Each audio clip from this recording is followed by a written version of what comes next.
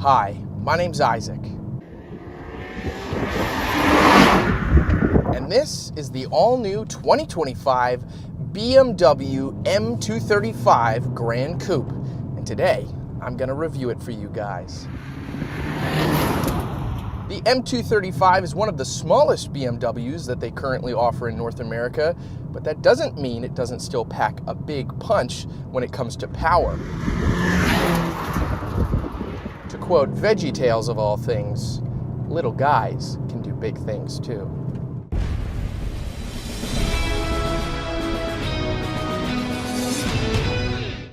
The BMW 2 Series is primarily made up of a two-door coupe platform, and this platform a four-door, as BMW would put it, Gran Coupe, which is BMW lingo for a sedan. Now, this M235 is the top trim for that Gran Coupe platform, though don't let the tactically capitalized letters on the rear badge fool you. This is not a fully dedicated M car. This is more M adjacent. This is still much more powerful than the base 228, and it does have some added flair compared to that car. Here up front, I think it looks pretty good. The LED daytime running lights are sleek, though they do ditch that classic C-shaped design that BMWs are known for. That's not to say that I think it's a bad look. I think it still does ring very BMW here on the front end, and especially on the rear end. You'll have LED headlights, of course, and then parking sensors that dot the front.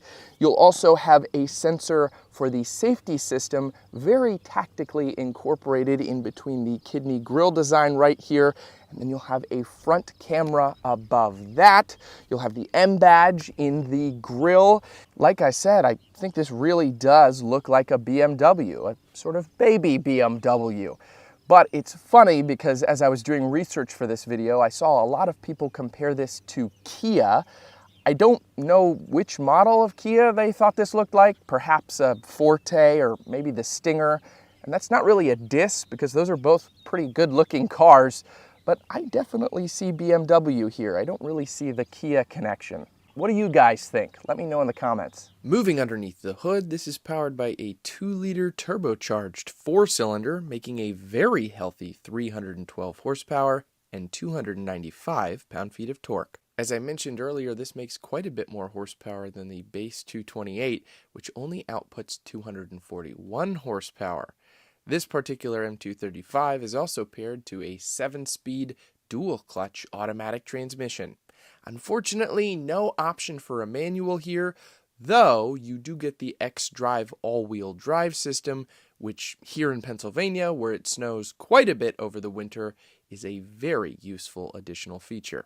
The EPA estimates are 24 city and 33 highway with 27 miles per gallon combined, and during my testing this week with the M235, I averaged right about on the money at 26.9 miles per gallon. Moving to the profile of the M235 and starting with the wheels and tires here, you're gonna get 235 40R tires around these 19-inch wheels. These look fairly sleek, but they're actually not my favorite type of wheel that's available on the M235. I really like these ones. But there's also a host of other options that you can get for this car. You'll have an M badge right here on the wheel. You'll also get an M badge on the brake caliper.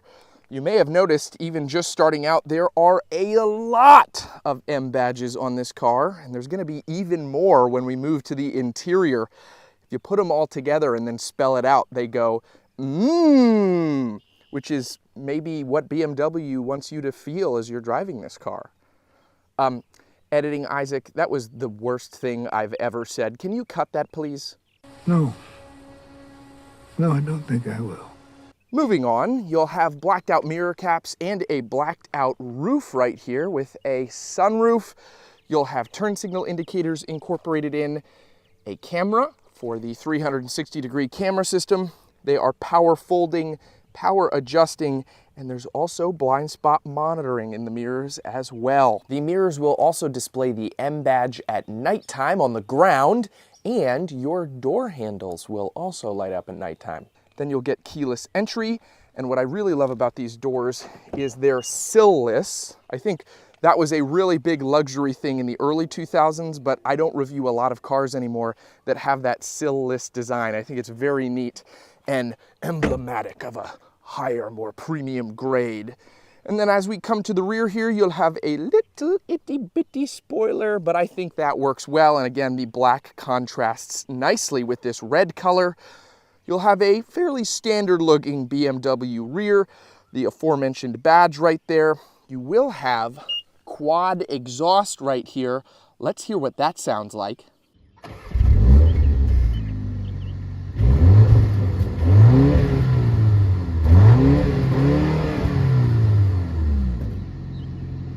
Not bad, not bad. We'll talk about that a little bit more later in the video because there is an addition of speaker exhaust on the interior, at least for this car, to make it sound a little poppier, which a lot of vehicles are doing nowadays, which is a little bit disappointing, but it still sounds pretty good. You'll get parking sensors here on the rear, a backup camera right down there, and then opening up the trunk, you have a pretty decent amount of space back here. I was surprised. I was like, whoa, you just kind of sit right in here. You don't get any space underneath. You know, normally cars kind of dip down a little bit, but not here. Well, actually it does. You have even more storage down here. I don't know why they did that. Maybe just sort of a divider for cargo space, but you do have a decent amount of room that you can fit things in that lower portion if you'd like. You have this little mesh netting right here to put stuff in, and then in here is your little fix-a-flat kit. Overall, decent amount of storage back there. Before we move to the interior, I wanted to highlight the key really quick. This is a fun key. It has the BMW M colors on it. Lock, unlock. You have remote start right here by hitting the lock button 3 times, which is also the BMW logo.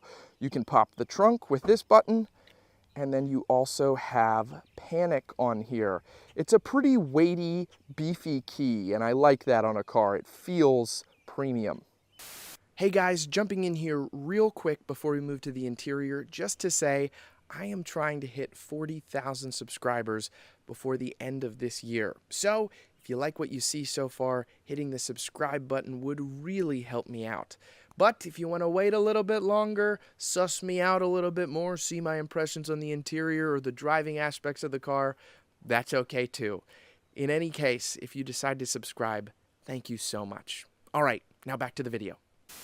Moving to the interior of the BMW M235. You can tell this is a snazzy, sort of more performance-focused BMW. You have these very nicely bolstered seats. They're the M seats. The M badges in the seats even light up at nighttime, which is a nice little quirk. And they do have power adjustments. What's really cool is if you hit the adjustment buttons on the side, it'll pull it up on the screen. You can adjust the lumbar and the backrest width, so you can really get snugly secured in this seat, which is very nice. Again, especially for the performance-y aspects of this car. Here on the door panel, this is a nice soft touch material.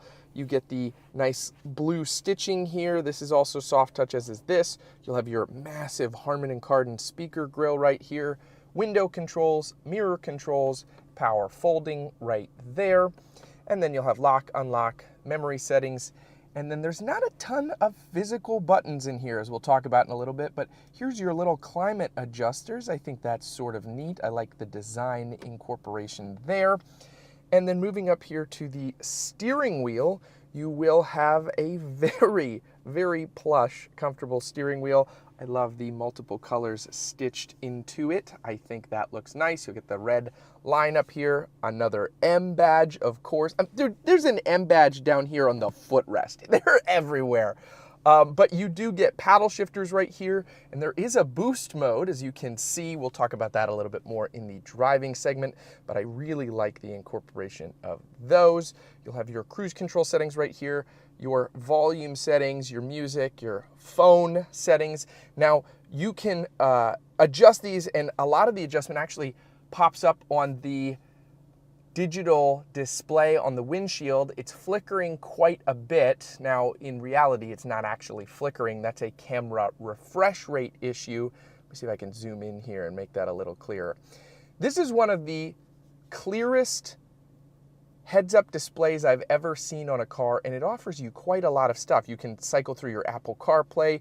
Your little album covers will appear on this when you're switching music. It's very, very nice. There's a lot of adjustment. Now, sometimes that can be a little bit distracting, and you don't want that. You can turn that heads-up display off if you'd like. I know some people are like, too much, makes my eyes blurry, I don't want to see that. You can do that if you'd like. And then down here, you'll have a fully digital gauge cluster.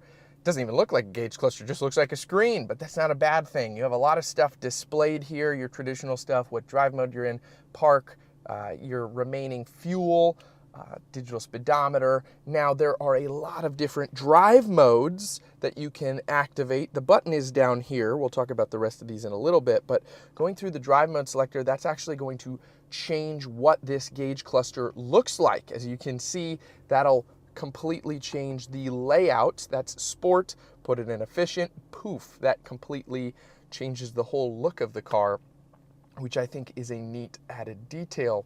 You do have turn signal indicators and traditional windshield wipers over here. And then moving into the infotainment system, it is very responsive. This is a pretty all-inclusive infotainment system. So you'll have Apple CarPlay, as you can see right here, which is spiffy as ever. But there are a lot of features in this thing, and unfortunately, I'm not going to be able to get to everything. This is just the list of vehicle features because it's very minimalist in here. There's not a lot of buttons, so everything is incorporated into this screen, like the climate controls. You hit that button and you choose where you want the fan to come out. You can choose what speed you want, and eventually you get used to it. It's definitely a manageable system, but I really don't love digital climate controls. I like a physical climate control, and that's personally what I'd prefer, but it's not terribly laid out here. It's fairly intuitive. Tap down here and you can get access to your heated seats and heated steering wheel, and the same on the passenger side. Well, for the heated seat, there's no steering wheel over here. Now, I don't know if you guys remember a couple years ago, a big stink was brought up when BMW said they're gonna charge a subscription for their heated seats. And everybody got angry, and so they decided we're not gonna do that anymore. You don't have to pay for heated seats, obviously, right? That makes sense. But it's interesting because a lot of the features in here require you to have a BMW ID. Now, I'm sure the BMW ID is free, but it's very interesting because when I noticed that there was power folding mirrors, I was like, oh, they don't fold in when you lock the car. I want to go lock the car. And so I went into doors and windows and I found it. It says fold mirrors on lock and unlock. And there's a little toggle, but it's grayed out. If I click that, it says function only available with BMW ID. And there's a lot of features in here. Now, I'm sure it would just take me creating an account quickly to do that, but I think it's sort of silly. I'm like, I just want the car's mirrors to fold in when I walk away from the car and lock it. Why do I have to like plug an account into the system to have that happen? So that's a little baffling to me, but it seems like a lot of manufacturers are moving the way of like creating an account. Overall, not a terrible infotainment system, and it's very quick for what it is. For all the features packed in here, I appreciate that it at least works well. You have the same climate vents down here, and then you will have a wireless charger, 12 volt, 2 USB-Cs, cup holders, and then that brings us to our shifter, perhaps the most controversial part of this car. It's very simplistic. It actually works really well, but it's not like a big manly shifter. What you have to do is you put your foot on the brake and then you just pull this, you're in drive, tap it up, you're in reverse, and one little tap, you're in neutral. And then if you want to get back to park, just put it in park, or you hit the start-stop button and it'll go back to park. And then this is also your electronic parking brake as well. So pretty intuitive, definitely easy to use. It's just not like a big shifter like in some other cars. And unfortunately, this is only offered in automatic, while some competitors are offered in manual. I'm specifically thinking of the Acura Integra Type S. That's similarly priced in a similar class, and that does offer manual. In fact, it's only available that way. You'll have your defrosting buttons here, which is nice to have physical buttons for those. You'll have a button to go to your driver settings right there. This is your mode selector. I'd love to talk about the modes. This is very fun. So you have personal, you have sport, which I suspect a lot of people will want to be in sport. As you can hear perhaps, I don't know if it picked up on the mic, it just changes the exhaust note, which sounds good. Unfortunately, that exhaust note is helped by speakers in here to make it sound a little bit nicer than it actually is, though we've been complaining about stuff like that since the Ford Raptor introduced that in its exhaust note years ago. But it's still a pretty good sounding car. You'll have efficient mode, expressive mode, relaxed mode, and digital art. I was like, what is digital art? And what's really cool here is this is like a digital art piece. You can go through this audio guide that is incorporated into the car, and it's sort of a neat inclusion. I don't know how often people would use it, but it's sort of a fun party trick, and that's very interesting. Also, silent mode is cool. If we tap silent mode, that's going to make the display very simple. It's going to start closing the sunshade, giving you more privacy. That changes up some stuff in here, which is really neat. There's a lot of customization in this car, and then it like brings the screen here to this simple, basic stuff. I like that. I like how you can really make it whatever mood you're feeling inside the car here. And then if we throw this into reverse real quick, I'd like to talk about the camera system, which is pretty intuitive. There is a lot you can do here. So of course, you have a top-down view, you have a rear view, you have backup assist. If you want, you tap that, you put your foot on the gas and the brake, and it'll back up for you automatically. There is a panorama view that you can do on this car, and there's like 100 other cameras. Car wash mode, so you throw it in car wash, it'll basically tell you which ways your wheels are going as you adjust here, which is nice.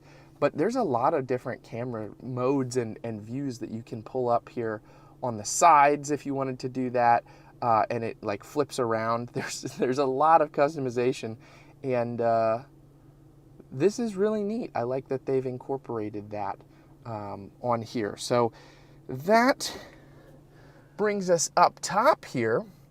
There is a mirror here, which is auto dimming.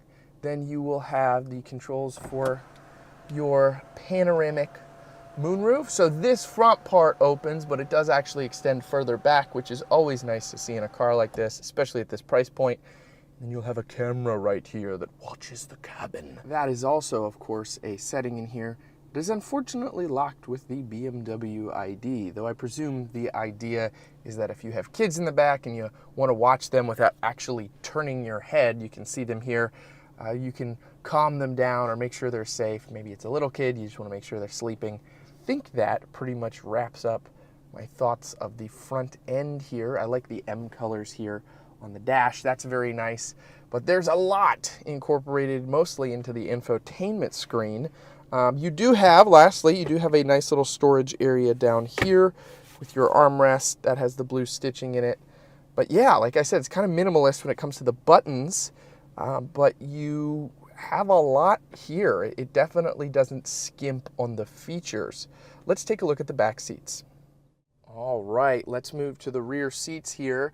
This is where I would position the driver's seat for myself at 5'9", and I'd say I have 2, maybe 3 inches of leg room, but headroom wise, maybe less than an inch back here. Now, of course, if I slouch, I get more headroom, but then of course, I sacrifice leg room. I've got to spread out a little bit more, and if we have a third person sitting in the middle, that's gonna make it pretty uncomfortable for them. Though, this is a tiny car, so the expectation of legroom back here isn't oodles. It's probably going to be tinier.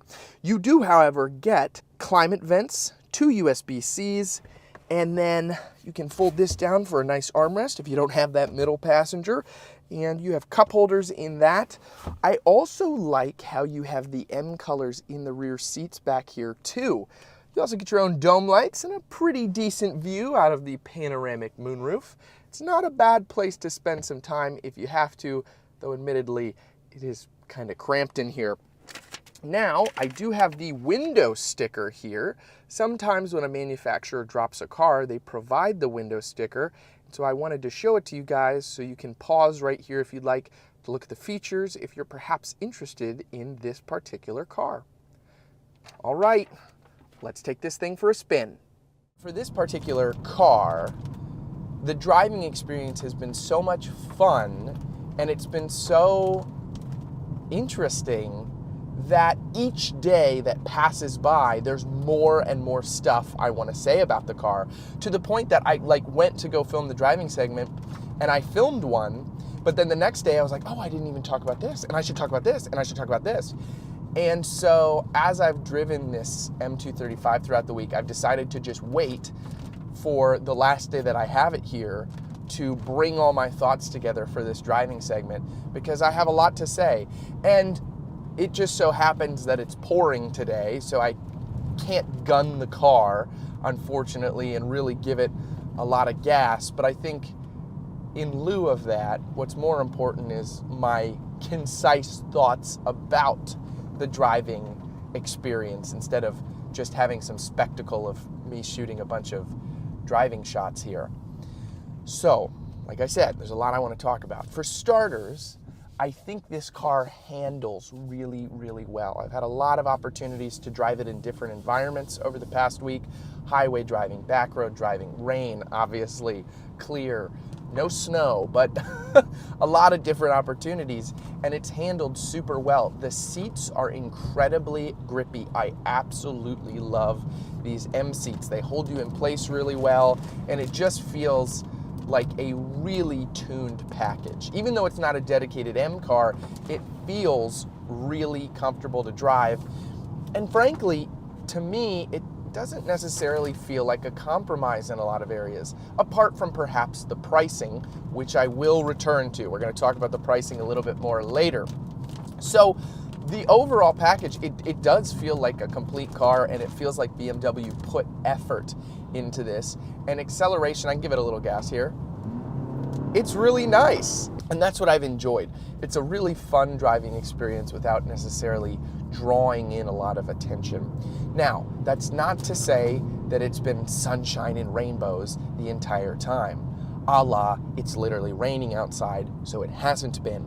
But there are a couple things I wanted to talk about that I don't love with this car. For one, everything is put into this infotainment screen, and that's something that eventually I could get used to, but this has happened a couple of times on different press cars from multiple manufacturers. The screen froze on me the other day, right when I was getting in the car.